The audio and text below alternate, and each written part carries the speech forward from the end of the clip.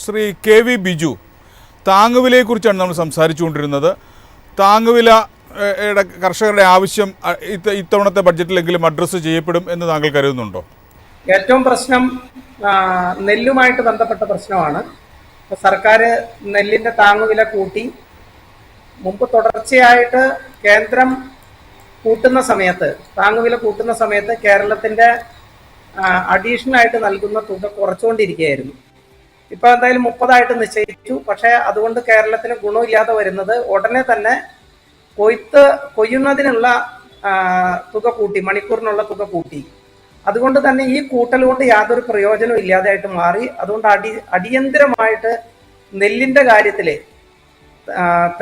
നെല്ലിന്റെ താങ്ങുവില എന്നുള്ളത് 40 രൂപയായിട്ട് ഇൻസെന്റീവ് ചേർത്തിട്ട് 40 രൂപയാക്കണം എന്നുള്ള ആവശ്യം ഞങ്ങൾ സംസ്ഥാന സർക്കാരിന്റെ മുന്നിൽ വെച്ചിട്ടുണ്ട്.